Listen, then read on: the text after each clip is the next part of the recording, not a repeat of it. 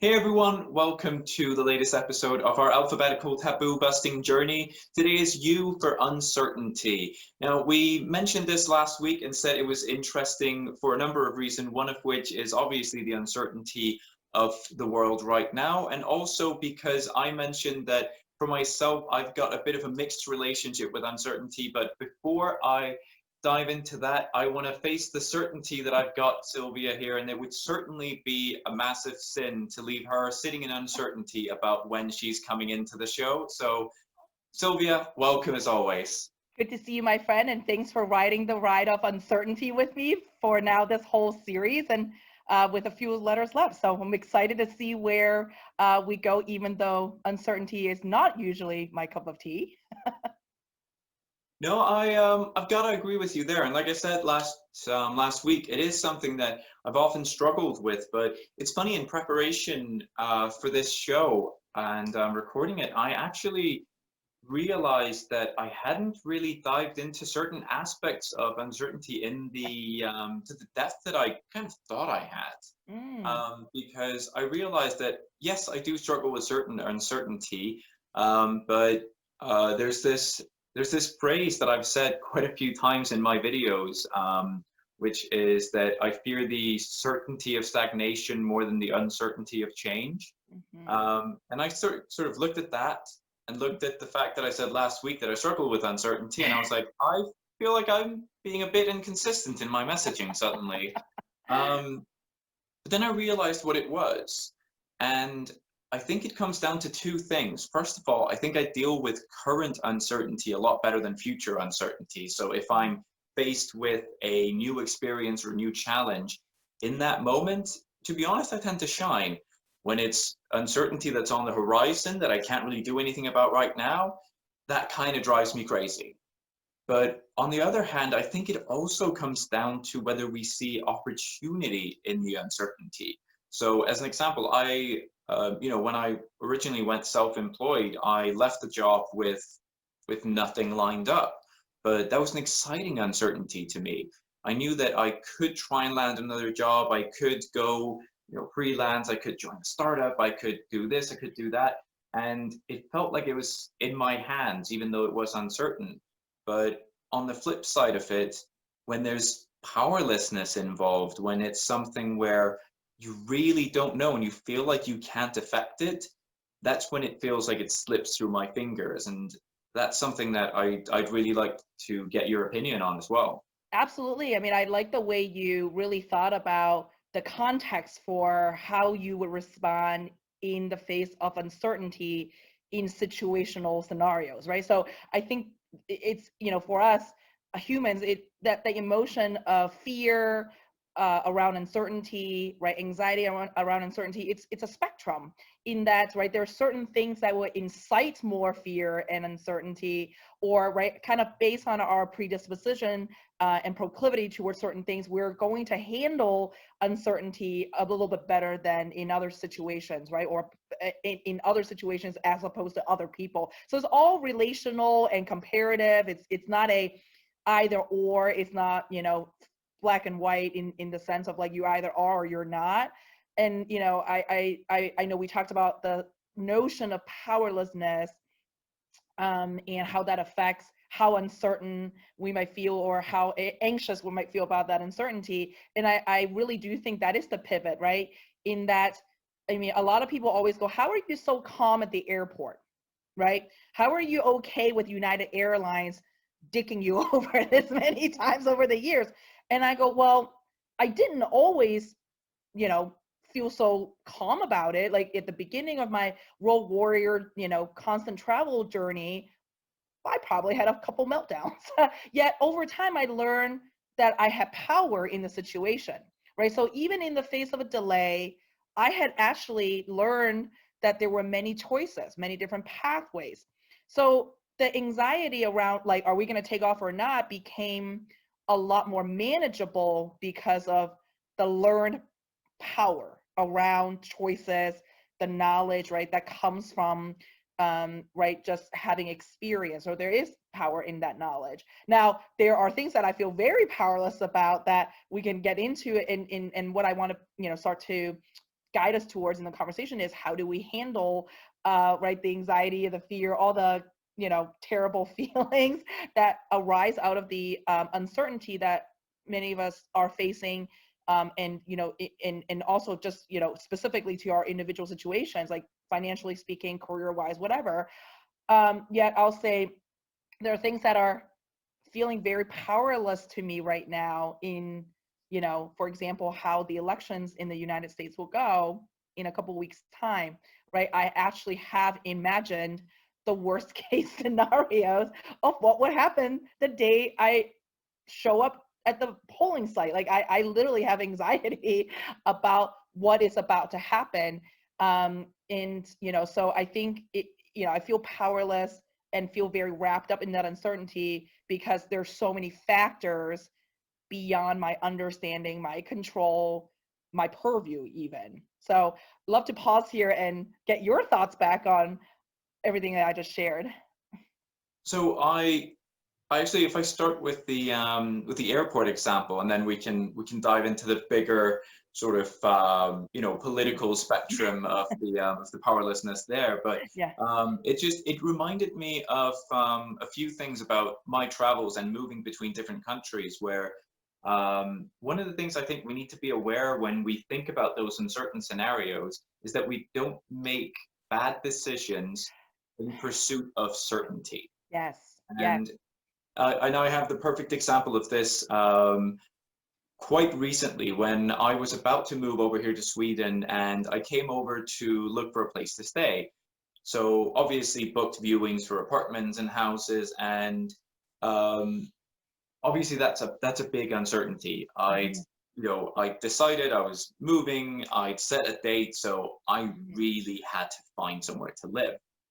Um, so I looked at the first apartment that we managed to book a viewing for, came in, and initially I was like, oh, okay, it's not terrible. And you sort of start going, well, Yeah. it is somewhere to live.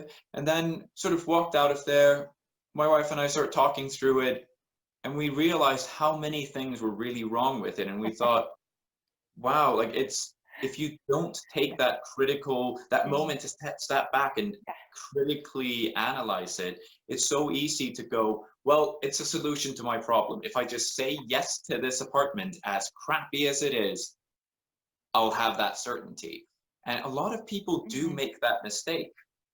They jump on the first thing that's offered, or they make terrible decisions because there's certainty in it. And we see it Mm. in all sorts of self-sabotaging Yeah. behaviors. It's people that drive friends, family, or loved ones away with behavior because if they push them away, they won't get a chance to hurt you. And that uncertainty of them hurting you is just too much to bear.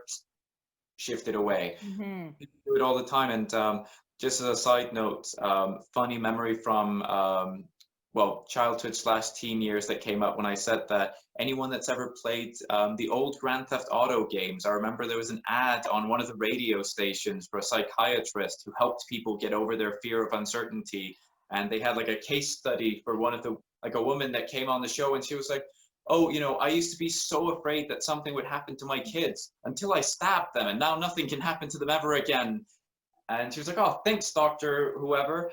And that's an extreme example, I know, but it's one of those things where obviously it is satire because it is Yeah. taking something that's a very real human behavior and, yeah, Yeah. satirizing it to the extreme. But as an example, to then launch back into the election example, um, it's easy to go, oh, I'm afraid of what might happen, just not going to vote. There's a certainty in just not going, or there's a certainty in whatever alternative there is. Yeah. And while I'm definitely not saying that not Mhm. voting is quite as bad as some of the other examples there, it is though something where it's important to exercise your right Mhm. to have a say. Mhm. And um, but at the same time, I totally get it. Because it's it's a real it's a fact of reality now Yeah. that there are people that are showing up to these places with guns. There are people showing up outside of official buildings with guns, and as much as it has been normalized in certain groups, it's Mhm. wildly uncomfortable for others. And like Mm. I definitely felt that coming from a place with no gun violence, and moving to the States, and then hearing about things that were happening close by, Mhm. living very, very close to the Parkland school shooting when it happened. It it really throws you off, and it does create that fear of that uncertainty where you feel this is something that came out of nowhere. So Mhm. I definitely feel you on that fear. I like what you said a moment ago about not letting the emotion dictate our decision. So, right, and I do want to go back to sort of the infanticide example. It's not as drastic, but I think back to how my mother a couple years ago was facing a lot of uncertainty, much of which had a lot to do with the rest of the family. So it was a number of collective decisions that caused some and inspired some needed change, and it affected probably her the most. I think it affected all of us, but she felt it the most keenly. So long story short, the emotions that she felt around uncertainty were not bad or good, right? Like they just were, right? She was anxious, she was scared, all that's fair until she chose to behave poorly, right? So she lashed out at all of us, told lies about us, smear campaign us, right? Essentially, like the whole family. And so while it was not as bad as literally getting rid of somebody, she did distance us, right, with her choices of behavior because of that emotion. So her decision process was basically that I'm going to make you feel as bad as you've made me feel, and it was about blame, right? It was like, oh, you're going to do this to me, so I'm going to feed you your own medicine, so to speak. And there are still now relationships that are damaged beyond repair on multiple levels. She has isolated and alienated herself because of those poor decisions, right, about the behaviors that she displayed. Now, again, if she had just said, I'm very fearful, I'm very, just I'm so scared of what's to come, as I don't understand or I don't know, okay, fair. Like we all have that, right? And yet to go lash out and uh, like slander and libel other people, that is definitely not okay. And so I do want to dive into this idea of, right, emotion versus decision, right? To your point, there are some decisions that once we make them, there's no going back. That's it. It's finite, right? It's definitive. It's the damage is done, literally, right? You can't take it back. So I do want to start helping us and those listening to think about, again, right, how do we manage, right? Like these are some very uncertain times. These are some big feelings, right? These are some scary things that we're all trying to understand and grapple with. So what are some things that we can share from our personal experience to empower those to still, right, have that decision making at the forefront? Well, I think, especially like you said, everyone's dealing with a certain uncertainty now. Hmm. And I think being aware of what habits or what rash Hmm. decisions we tend to take Yeah. in those scenarios Hmm. is really important. Just as we've talked about throughout the entire series, being aware of those patterns, those Hmm. bad habits, and not just being aware of them, but knowing where to break the cycle, Mm. whether that's involving someone else or not. But um, as an example, I've spoken to a lot of people during the pandemic that have been furloughed or lost their jobs. And for a lot of those people, if they would have been in the same shoes a year ago, 2 years ago, it would have been a case of, okay, obviously always a terrible thing to have happen to you, but they would apply for other places. They'd go on a job hunt. But for people in an industry like event management, as an example, or a lot of the creative industry, Mm-hmm. sadly, that's simply not an option right now. Mm-hmm. So it's really easy to fall into a bit of a pit of despair. And I was speaking to someone recently who had been going through that, and it reminded me of an article I read a couple years ago from one of Facebook's first employees who started with the company, grew with the company, and then at one point he got told, "Oh, actually, you're just no longer right for the company. We need a different type of person." And he had such a hard time dealing with the uncertainty of how people would react. He didn't know how to tell people.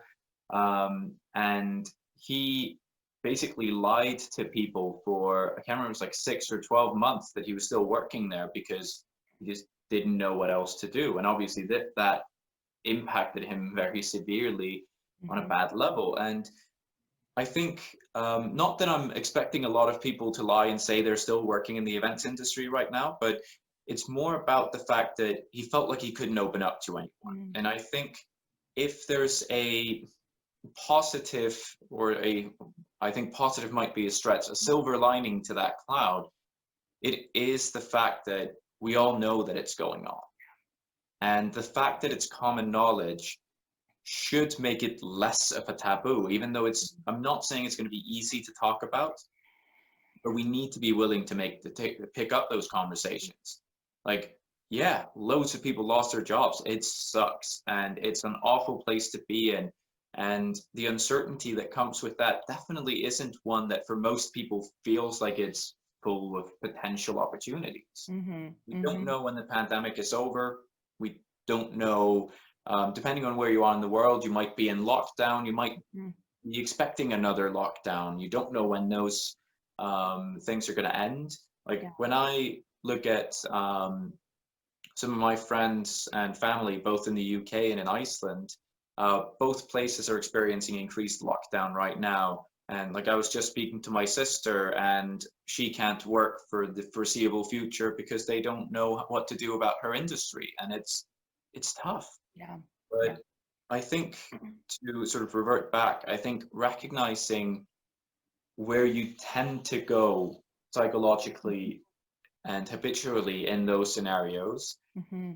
and knowing who you can count on to help you avoid going down that path is a great first step. Because further than that, I'll fully admit, I think it's such an individual um, point that it's hard to give an overarching piece of advice that can fit all of those different scenarios. Mm-hmm. Because I don't just want to say, oh, do the whole what the British government is doing and just, oh, retrain, find a new career. Were you a ballerina? Become a cybersecurity expert. Like it's condescending as hell, and I'm not going to do it. Like if you want to retrain and do something else, cool, find the opportunity, but don't don't be ashamed of, to be blunt, to feel like shit over this, because hiding it won't make you feel better.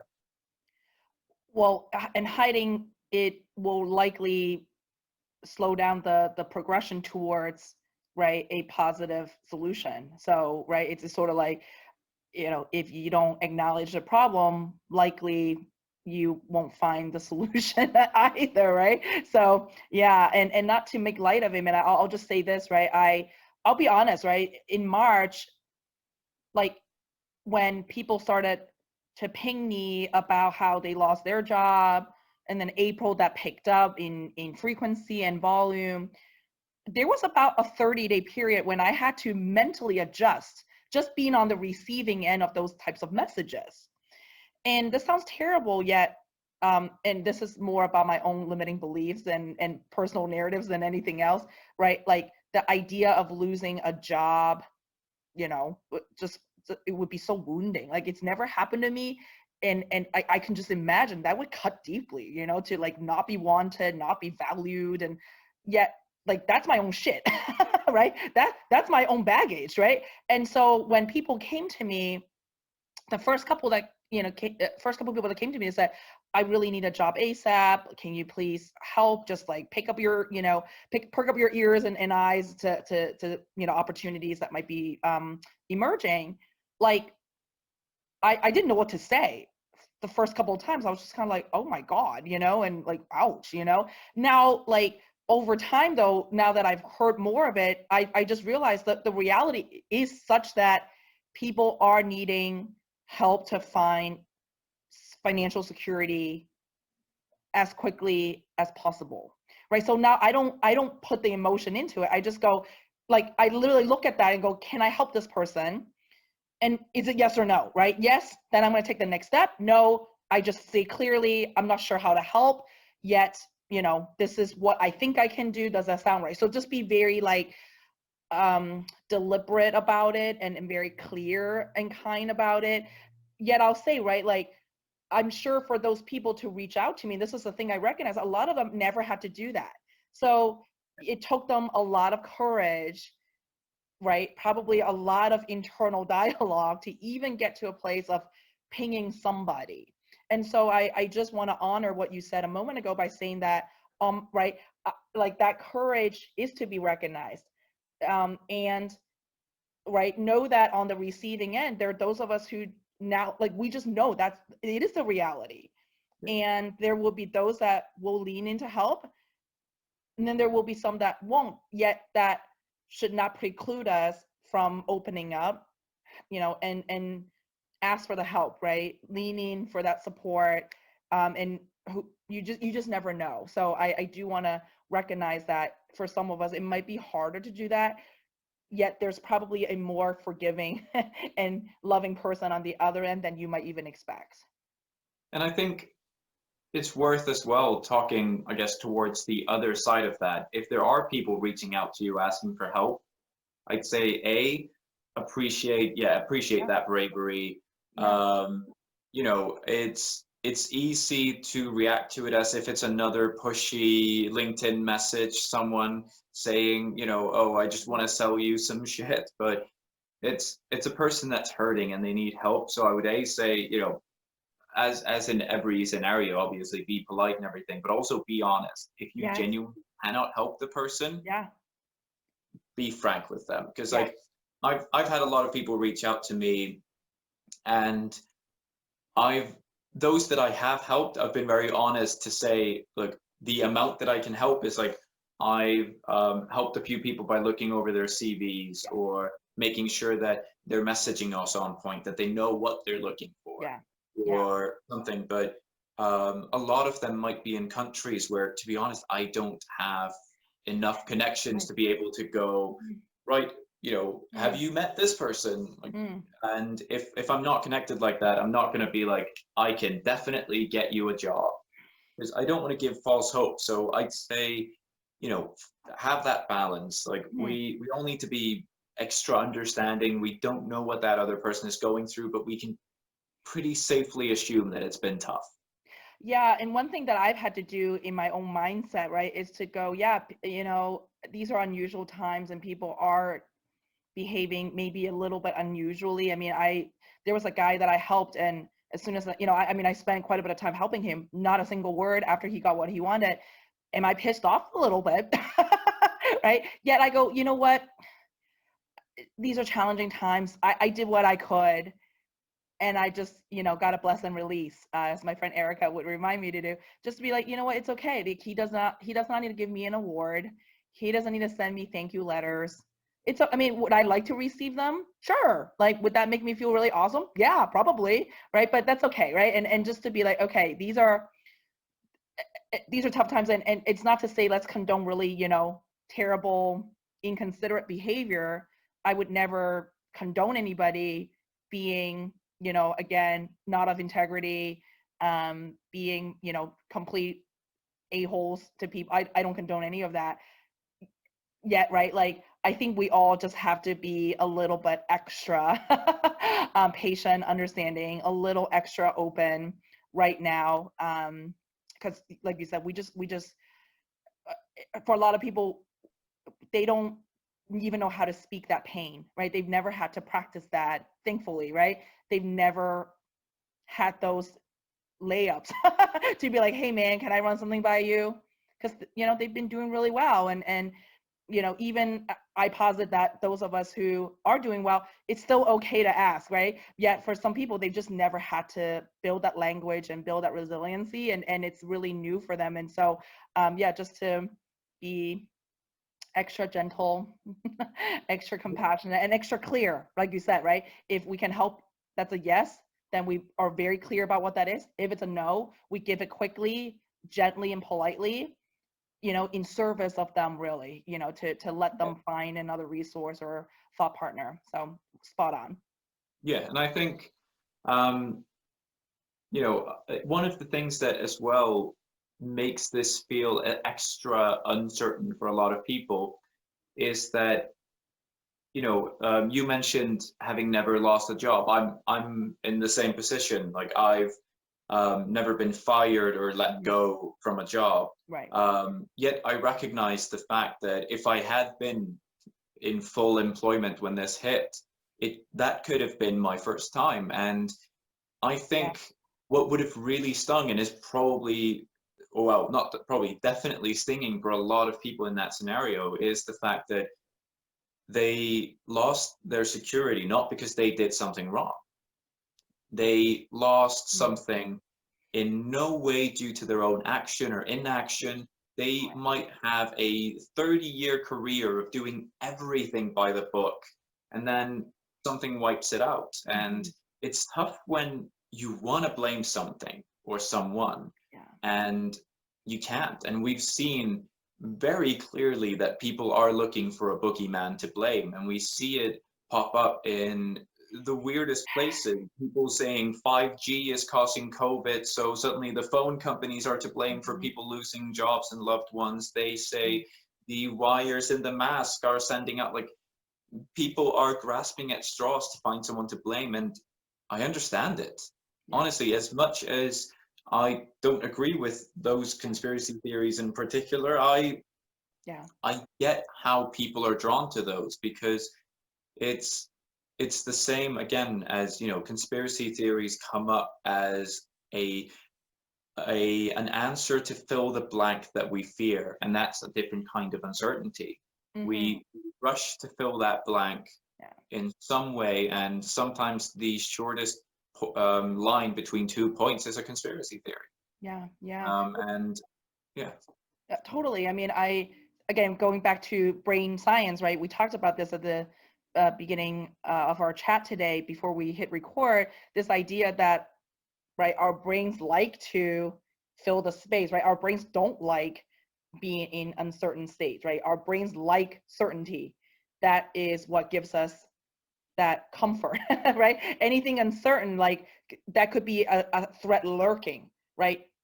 Uncertainty in literal darkness, right? Literal darkness of, like, you don't know what's behind you or in front of you. You could fall in a pit, you could be eaten by a predator, who knows, right? And that's how we're wired. And so, and also, right, this idea of, like, like our brains like to connect the dots to go, well, if I didn't do that, somebody did that, right? To always go back to somebody caused that pain. Like they inflicted that on me, like, because why would I inflict pain on myself? That wouldn't be possible, or even like a thing, right? That wouldn't be our first choice, at least, right? So it is interesting how the brain goes to that place. And I think this ties really nicely into our next week's topic, in that I think in lieu of having understood that there are some things that have nobody to blame, it just is, right? I think a lot of the vitriol for V for next week that we'll be talking about comes from that place of threat and lack, right? That just complete misunderstanding of things happen. Shit literally happens.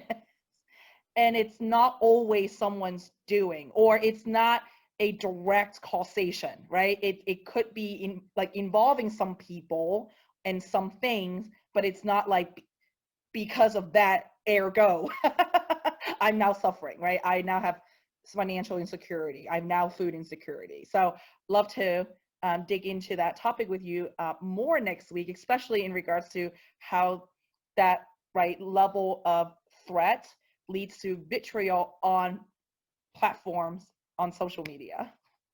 Absolutely. Can't wait to dive into a little bit of a different topic. And to be honest, probably causing a few people to Google the meaning of vitriol. Well, you know what? We're always work in progress. So I say if that is a word that is new to somebody and they learn it, we've done our job right. Absolutely. Every day is a school day. Yes, absolutely.